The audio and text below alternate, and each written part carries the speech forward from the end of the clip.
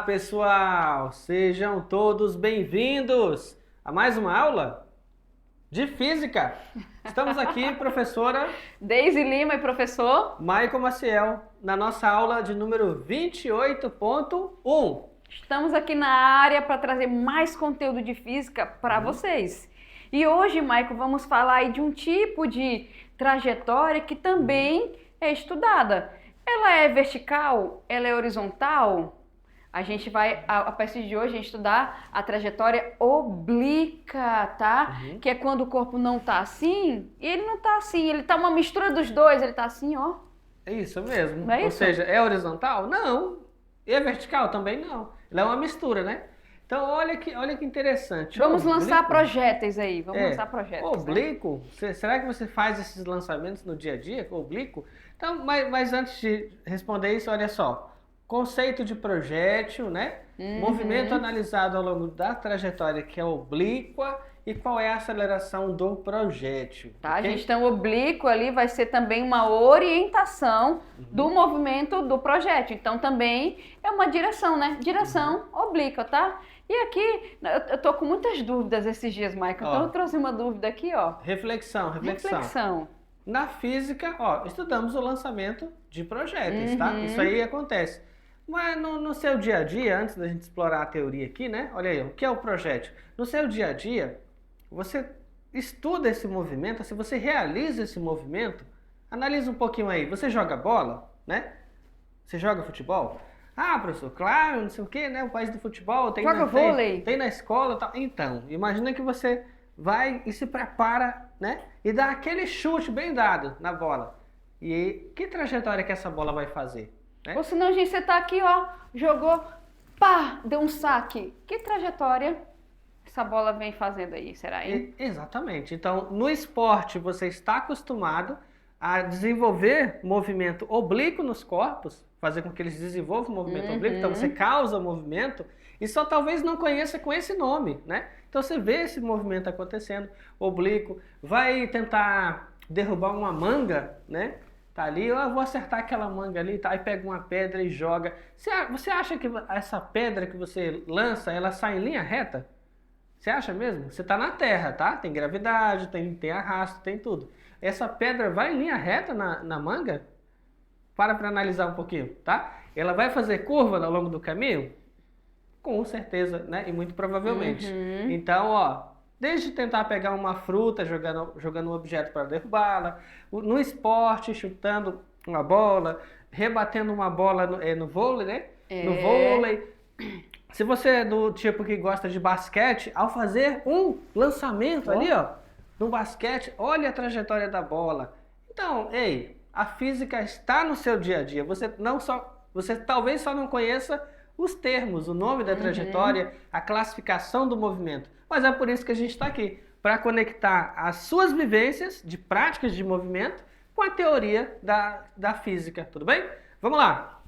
Então, pessoal, o projétil, né, ou o projétil balístico é qualquer sólido que se move no espaço, né, Maicon? Isso. Como uma flecha, por exemplo, bola de basquete, como nós falamos, né? Então, a gente utiliza essa palavra aí, projétil, para o objeto que é lançado, né? Pode ser por algo ou por alguém, tá, gente? Por exemplo, se você lançar uma pedra usando uma baladeira, uma bala de canhão, então é qualquer algo sólido que você utiliza para poder lançar. Então, você lançou um projétil, então a gente chama genericamente, né, de Isso. projétil. Fechou a pedrinha ali, ó. Então, não necessariamente esse projétil precisa ter o formato esférico. Tá. A gente às vezes lembra de bola, né, tal, e bala de canhão, e todas elas têm uma coisa em comum, elas são formato esférico. Mas a palavra projétil não se resume a esse formato, tá? Conforme mencionado aqui, esse rapazinho aqui, ó, Tá com estilingue, né? Ele vai lançar alguma coisa com estilingue. Pode ser uma peteca? Olha a coincidência, formato esférico. Pode ser uma peteca? Pode ser, mas pode ser uma pedra Pode ser uma pedra que ali. não tenha formato esférico, entendeu? Então vamos lá, manda na tela pra gente ver melhor. Estilingue, atiradeira ou fisga, olha os nomes, né? É uma arma primitiva construída com forquilha de madeira ou de metal, munida de tiras elásticas com que se atiram pequenas pedras ou outros pequenos projéteis. É conhecido também por diversos outros nomes no Brasil. Será que você conhece algum desses nomes? Escuta aí. Baladeira, atiradeira, fisga, baleeira, beca, badoque ou badoque. Bodoque, funda, peteca, seta, cetra. Ô, professor, isso tá quase um trava-língua aqui. Gente, eu conheço como o xilingue, né? Xilingue pra atirar. Pra mim, baladeira, Michael, era... Olha só o perigo, né? Baladeira é quando você pegava um pedaço assim, né? Retangular de madeira. Aí na ponta... Tu colocava o elástico de bicicleta assim, nessa parte dele aqui, aí tu puxava, aí bem na outra ponta tu colocava um prego um prego. Aí tu pegava a tampinha, tu colocava aqui. E puf, aí ela era baladeira, né? Que era... Já fiz isso aí, já. Algo parecido com isso, né? Bem, a gente brinca assim, mas é meio perigoso, né, gente? Não faça, tá, pessoal? Foi assim. Se pegar no olho já não dá muito certo, não. E antigamente tinha um negócio também de ter um cano, colocar um balão na outra ponta e pedaço de feijão ou de pedra e esticar e soltar também. Mas era o mesmo dentre princípio, esses né? aí, dentre o xilingue, essa baladeira que eu falei, esse do balão, da baladeira era mais perigosa. Bem perigosa. Então, assim, fez parte da infância de muita gente esse instrumento, tá? E aí ele é um exemplo clássico do que seria um objeto que lançaria algo numa trajetória oblíqua, tá? Até porque o que esse rapazinho vai soltar aí na foto, vai lançar, não vai sair em linha reta na horizontal, não vai sair numa vertical aí, certo? E com certeza, pessoal, não vai sair em linha reta na diagonal. Não existe isso, tá? Dentro do planeta Terra, sujeito à gravidade, não existe isso. Ah, professor, digamos que ele bota uma tecnologia no estilingue dele e coloca um laser direcionado para a trajetória de lançamento. Pois acredite, o laser sim, que é a luz, ela vai ter uma trajetória retilínea. Quando ele soltar, se houver um observador aí, né, lateral, registrando com uma câmera estroboscópica, ele ia perceber que a trajetória dele ia se afastar cada vez mais dessa reta do laser, ou seja, um lançamento oblíquo. Exatamente, tá, gente? Aí você imagina, você joga bola de basquete, ela faz isso aqui. Aí uma pergunta assim, mas por que faz esse movimento? Aí tu vai pensar, porque a bola é pesada, a bola tem que cair. Aí tá aí, gente, você começa a entender, Michael, então o porquê, gente, da trajetória desse tipo de objeto. Então, a direção que eu tô lançando, o peso dela ali atuando, vai me dar esse tipo de trajetória. No golfe também, ó, como é colocado aqui, né? Que Bora é um lá, esporte, pessoal. né, gente? Isso, manda na tela. No qual os jogadores fazem o quê? Usam diversos tipos de taco para arremessar uma bola para uma série de buracos numa vasta extensão de terreno, campo de golfe, usando o menor número possível de tacadas, tá? Nesse caso, a bola é um projétil, né? Esportes de rico. Isso, é isso que eu ia comentar. Aqui é um esporte que, assim, no Brasil, nem sei se existe, tá, pessoal? Se o pessoal joga isso aqui. Mas você vai conhecer isso aqui através de quê? Séries e filmes, né? Normalmente ainda replicando o estilo de vida de pessoas mais abastadas, né? É um exemplo. E aí, professor, mas e a nossa realidade aqui, professor? Bets, tá? Bets. Lembra de bets? Eu brinquei demais. Né? Lembra de bets? Alguém tem que jogar uma bola e você tem que rebater com um pedaço de pau, que é o taco.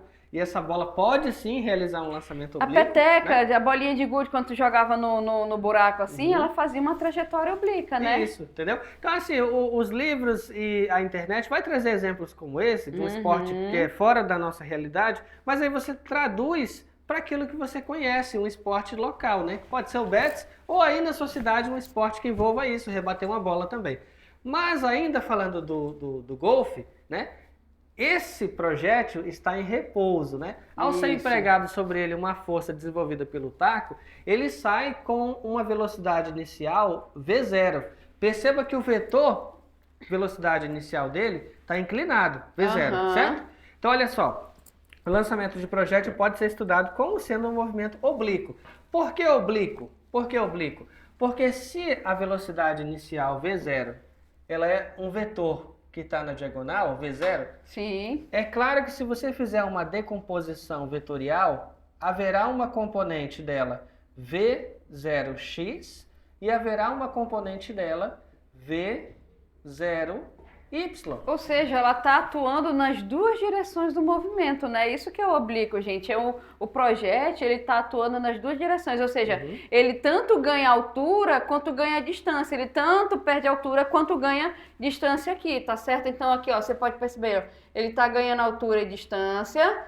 Aqui ele vai começar a perder altura e ganhar distância. Então, olha só que legal. Ele está nos dois, né? Então a gente tem um oblíquo aí. Outro exemplo, a gente pega aqui um canhão muito bonito que foi feito aqui. Exatamente. E temos esse lançamento oblíquo.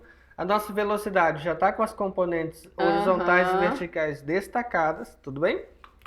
Ó, e aí, ó, ela foi lançada.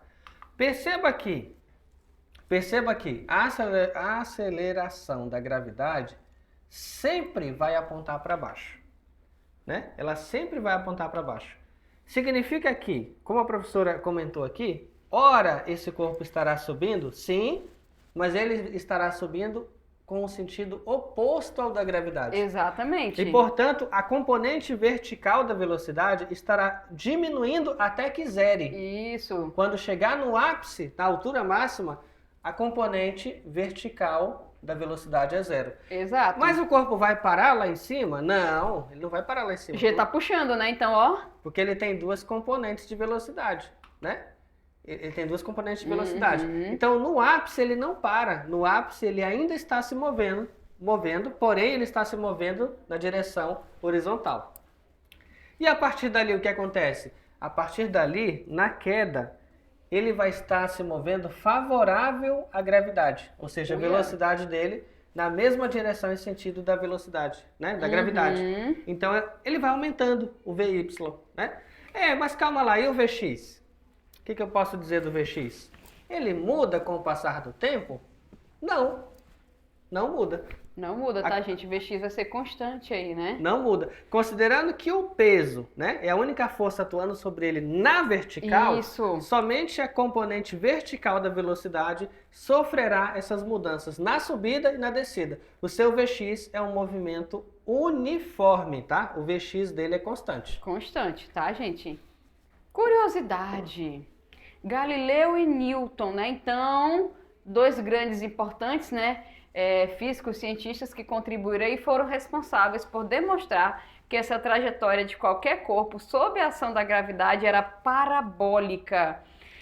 Aí a pessoa, mas existe antena parabólica, Maico, não existe antena parabólica. Se você for ver o formato dela assim na parábola, então, gente, é o mesmo formato que a gente traz aqui, tá? E elas estão cada vez menores, tá? As parabólicas.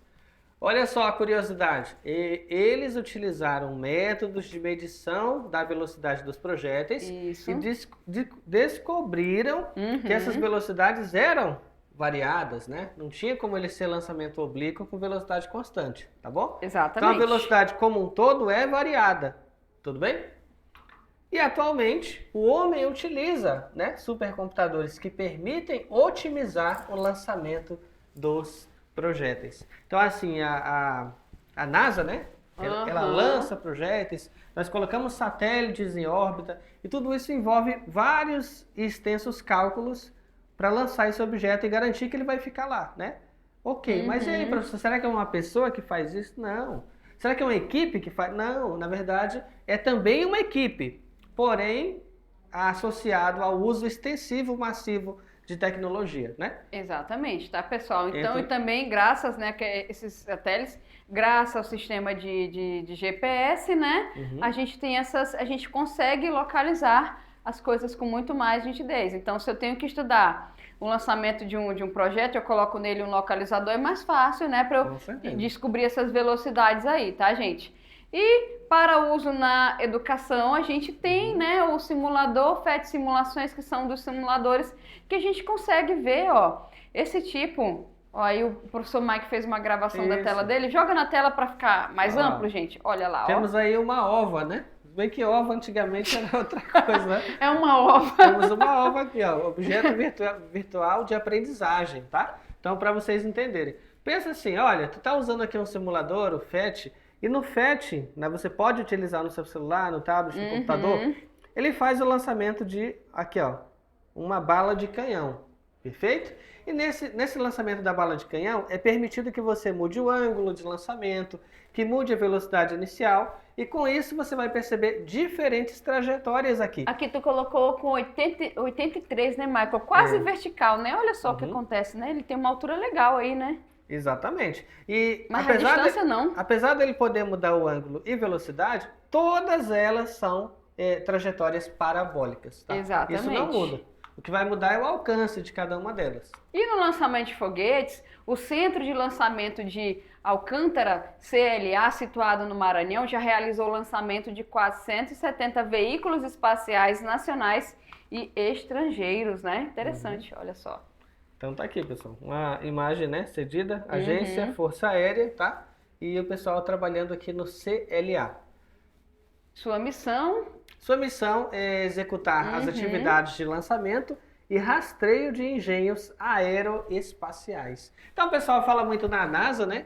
Mas no Brasil tem uma equipe trabalhando. A gente também tem, né, gente? Pessoal? Olha só. Tem uma equipe trabalhando com isso aí, né? O CLA, lá no ITA, né, o Instituto Tecnológico da Aeronáutica, eles também desenvolvem protótipos de satélites que eventualmente são lançados para ficar em órbita também. Né? Então, nacionalmente, nós temos tecnologia para trabalhar com isso aí também. Desde o domínio do lançamento do projétil até o domínio tecnológico para quê? Monitoramento e posicionamento global. Então aqui, pessoal, a missão aqui é executar, né, o monitoramento desses engenhos aí aeroespaciais, que são os projéteis que são lançados, tá? Então, respondendo a nossa pergunta, o que é o projétil? Então, o projétil, como nós vimos, vem ser qualquer objeto sólido que ele é lançado por alguém ou por algo e que a gente consegue ver aí, ó, e executa um movimento parabólico, tá, gente? Ok? Naqueles filmes e séries policiais, né, e de investigação criminal, para quem gosta de assistir, é muito comum a palavra projétil que ela apareça com certa frequência, né? Sim, isso. Ah, na casa do suspeito foi encontrado o cartucho do projétil. Ah, um projétil foi retirado da parede. E é claro que para quem assiste essas coisas, ou até lê alguma literatura voltada para isso, vai associar a palavra projétil inicialmente àquele bala, projétil, né? Que é a bala. Aí falou, nossa, professor, mas a palavra projétil aqui na física está associado a isso? Não. Tudo que for sólido e você consiga lançar, vai ser o seu projétil, né? Tudo bem? Fechou? Qualquer objeto lançado de maneira semelhante a este é denominado projétil, tá bom? É isso aí, jovens. E como sabemos, durante o movimento do projétil no ar, ele estará sujeito, como nós falamos, à aceleração da gravidade, logo vai ter um peso, tá, gente?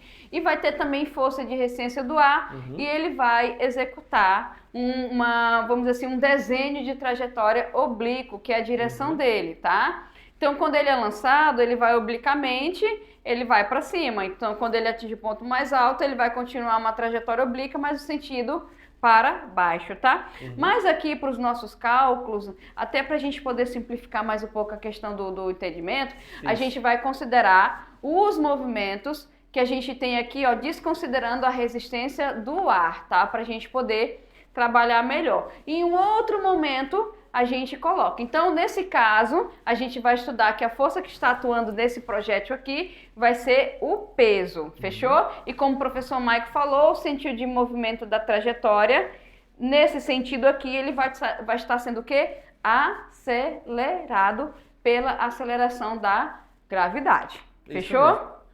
Então, vamos analisar o movimento? Vamos lá, pessoal. Manda na tela. Movimento analisado ao longo das dimensões. Consideremos o projétil lançado pelo canhão. Ele foi lançado com a velocidade inicial V0, tá bom? Isso.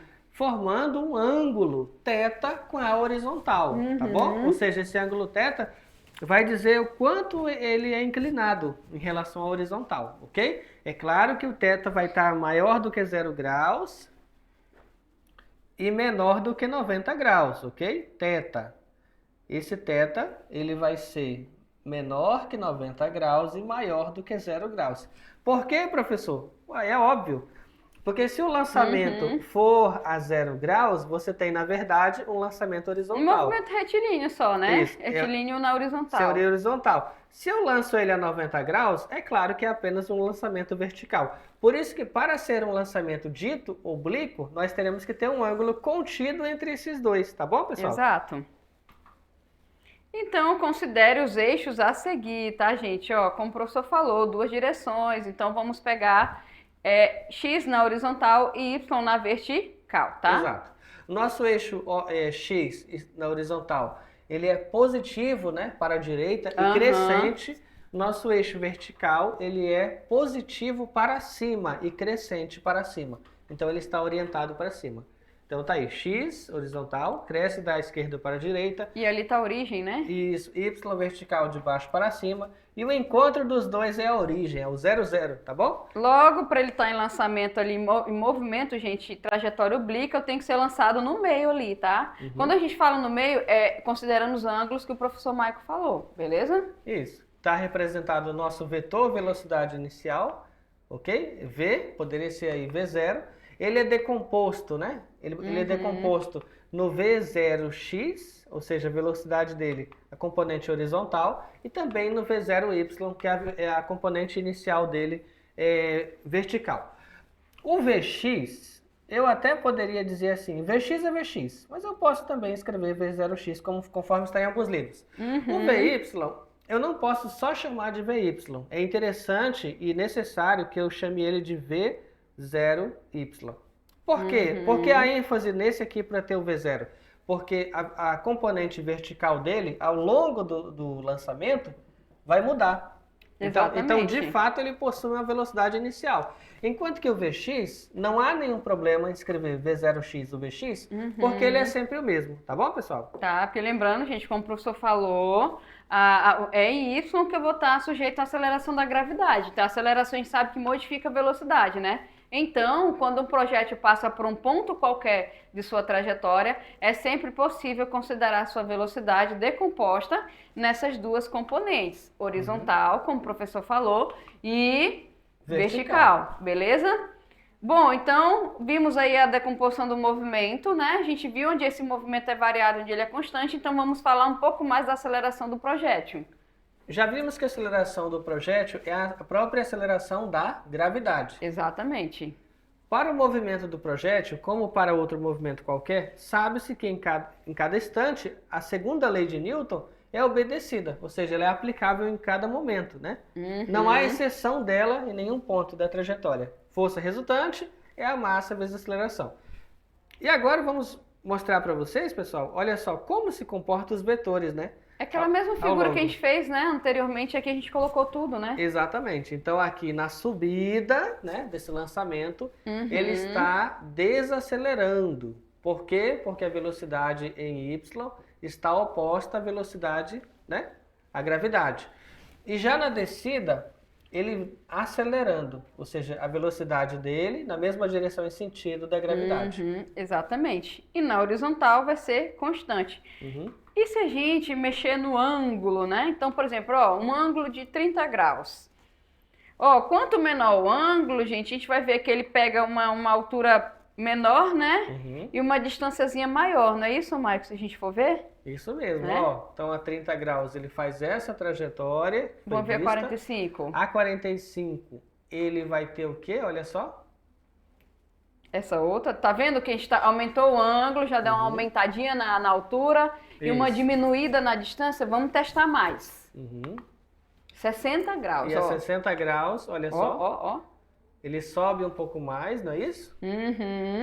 Então, vamos colocar uma figura com vários tipos para a gente poder fazer uma comparação.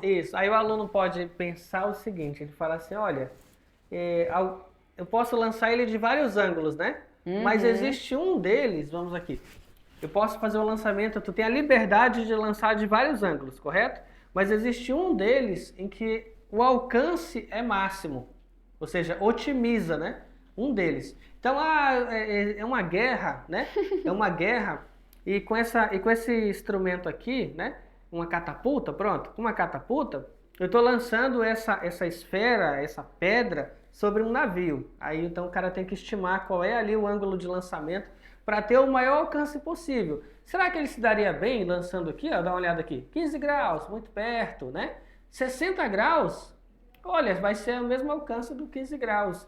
30 graus, um pouquinho mais longe, mas não é o que ele quer. 45 graus também, opa, aí chegou aqui, ó, 45 graus, foi o ângulo, né, que forneceu o alcance máximo no lançamento oblíquo. Tem aquela brincadeira, Michael, dos foguetes que é com ar comprimido ou com vinagre, bicarbonato ou coquimentos, né, que o pessoal faz, ou seja, que é um foguete que gera uma reação ali que libera um gás e a pressão faça com que ele vá. Aí esse vá vai depender o quê? Da competição.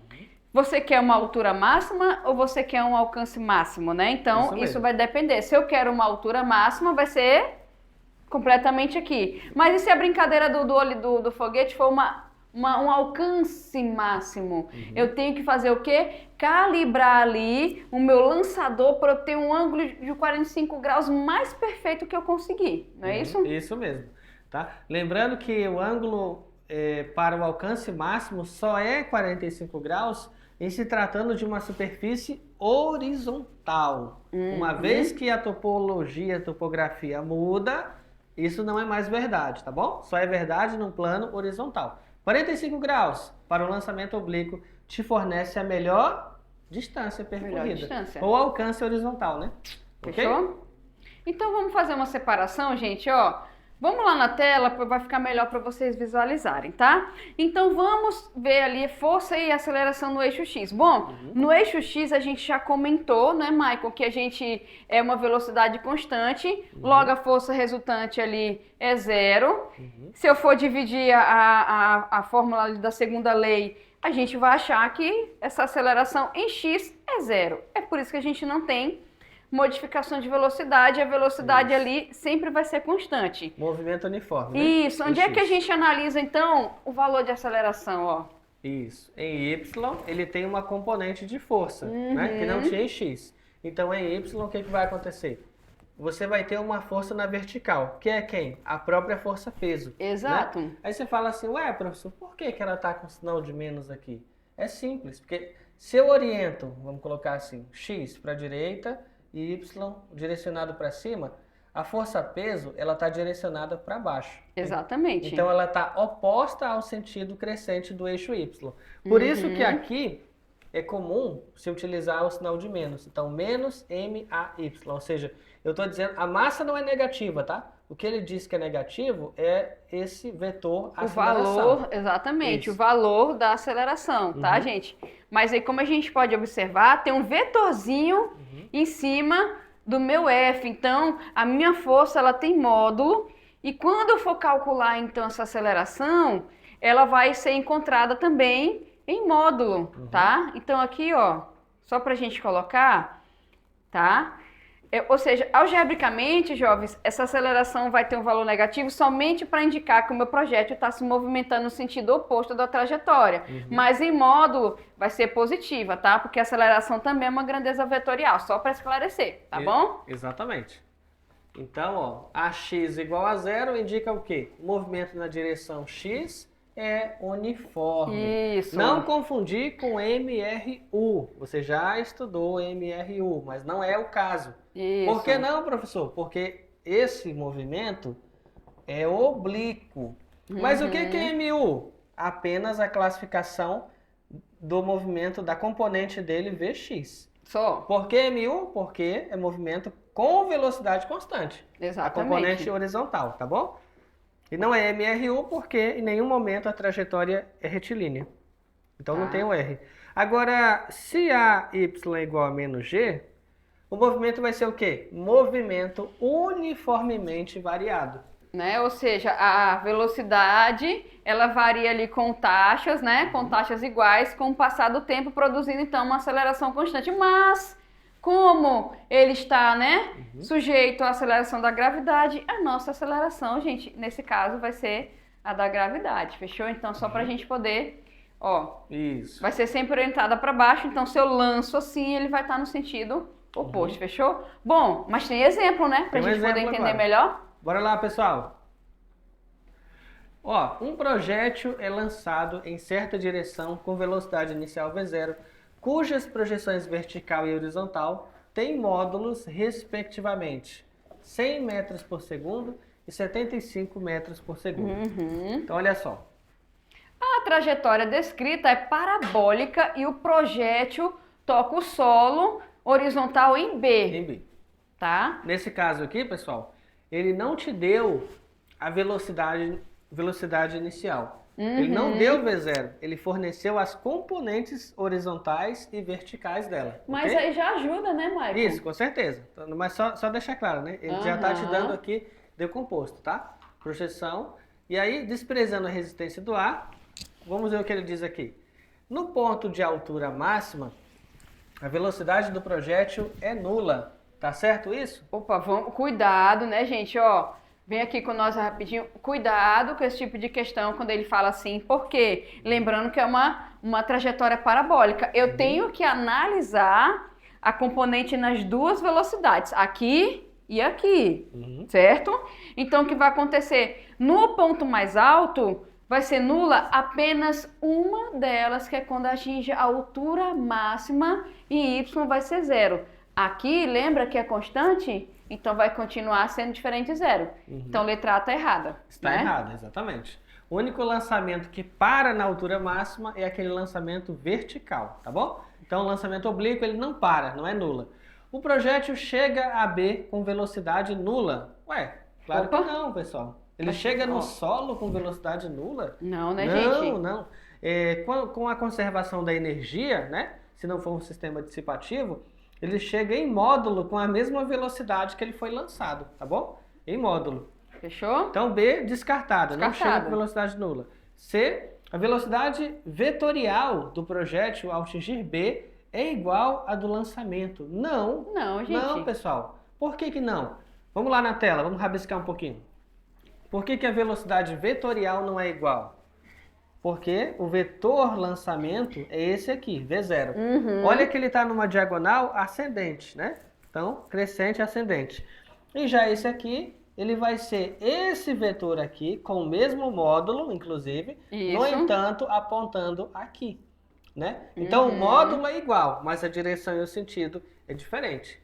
Tá, então, e lembrando aqui, ele falou velocidade vetorial, ele falou vetor não vai ser o mesmo, tá? Agora, se ele tivesse falado valor de velocidade, tá, gente? Aí sim, tá bom? Então, muito cuidado com isso daí. D, durante o movimento, a conservação das componentes horizontal e vertical da velocidade. O que é a conservação, gente? É a constância. Nós vimos que a constância da velocidade atua apenas na componente horizontal. Na vertical, ela diminui quando ele ganha altura e aumenta quando ele vai perdendo, né, essa altura, tá? Ou seja, aumenta no sentido bom do movimento, no mesmo sentido, e diminui no sentido oposto, tá bom? Isso então, dê tchau. E letra E, durante o movimento, apenas a componente horizontal da velocidade é conservada. Aí sim, hein? Aí sim, né? Movimento uniforme. Então tá aí a nossa resposta. Letra Fechou? E vamos ver mais um exemplo aqui? Atletismo, superação é a máxima da competição. Então vamos lá. Vamos colocar aqui a disputa nas diversas modalidades do atletismo, tá? Foi retirado esse texto aqui. A primeira prova disputada foi o lançamento de dardo e os representantes da EFON eram os alunos Veloso e Pavani. Enquanto os do Colégio Naval eram os alunos Douglas, Lenderson, Caio, Fábio. Após alguns arremessos, o aluno Veloso conseguiu a incrível marca de 47,8 metros, sagrando-se campeão, seguido de Douglas com 44,06 metros e Lenderson com 41,56 metros. Legal, né? Vamos, ó, aqui tem uma imagem só pra gente ver o que é o lançamento de dardo, olha só. Aí tá mostrando aí o lançamento, né? Do lançamento de dardos, imagem do jornal Pelicano. O dardo costuma sair das mãos do atleta com velocidade 100 km por hora. Após o voo, ele aterra numa zona relvada, que costuma ocupar a zona central dos estádios de atletismo. Negocinho fofinho, com grama, até para não perder o dardo, né? Pessoal, olha só, veja bem esse GIF, como ele tá bem legal e mostra que realmente, olha só, Michael, ele tá lançando ali obliquamente, né? Exatamente. Aí a gente viu que tem atleta que consegue uma distância maior, uma menor. Isso tem além, claro, da preparação física, a gente também tem um segredo bom aí, que quanto melhor o ângulo ele conseguir acertar, de 45, né? Ele vai ter esse alcance máximo aí, tá? Isso mesmo. Observando a parábola do dardo arremessado pelo atleta campeão citado no texto, o matemático resolveu obter uma expressão que lhe permitisse calcular a altura y em metros do dardo em relação ao solo, decorridos t segundos do instante do seu lançamento, que ele chama de t igual a 0. Isso. Utilizando os dados do texto, se o dardo foi lançado a 40 graus em relação à horizontal, desprezada a altura do atleta e considerando a gravidade como 10 metros por segundo ao quadrado, a expressão que o matemático encontrou foi... Aí tá aqui, né? Ele faz a pergunta, Isso. fornece aqui o seno e o cosseno.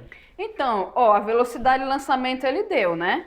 Ele deu a velocidade de lançamento, deu o valor de G, também deu o valor dos ângulos. Então, opa, aqui já tá vendo que começa com Y, né, Michael? Então, a gente vai utilizar a nossa função da componente vertical. Tá aí, ó. Exatamente.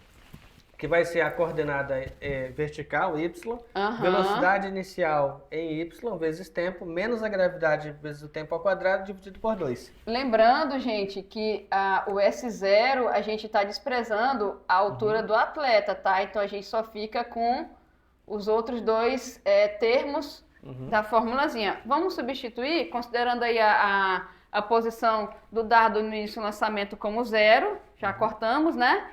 Sabendo que G vale 10 metros por segundo ao quadrado. V0, vamos transformar esse V0 daqui a pouco, né? Ângulo 40 graus, tá? O seno e o cosseno a gente também tem.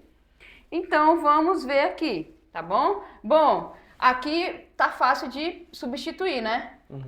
Opa, mas tem esse cara aqui, né, Michael? Tem que trabalhar ele, olha só. Quem é o V0Y? Eu multiplicar a quantidade V0 pelo seno do ângulo de inclinação. Isso. Então vai ser o 100, cadê aqui? Na verdade ele dividiu, né? A velocidade inicial 100, aí, pronto. 100 dividido para 3,6 vai obter 27,8. Ou seja, essa é a velocidade inicial de lançamento em metros por segundo.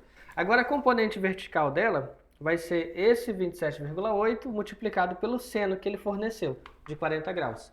Substituiu 0,64, multiplicou por 27,8, obtendo uma componente de 19,6 metros por segundo. Ou seja, essa é a componente vertical, né, da velocidade. Aqui já tá fácil de ver, né, gente? Então, vamos substituir aqui, ó. Substituindo no V0, você vai ter 19,6T, menos a gravidade é 10, então 10t² sobre 2. Exatamente. Divide 10 para 2, vai obter 5. Então tá aí, H é igual 19,6t menos 5t². Aí olhando a alternativa, você fala assim, ué, professor, mas aqui tá o primeiro, né? E ali tá segundo. Mas não tem problema, né? Na matemática eu posso expressar esse aqui primeiro, como está aqui, ó, né? Menos 5t², e o outro está positivo, mais 19,6t. Tá. Ok?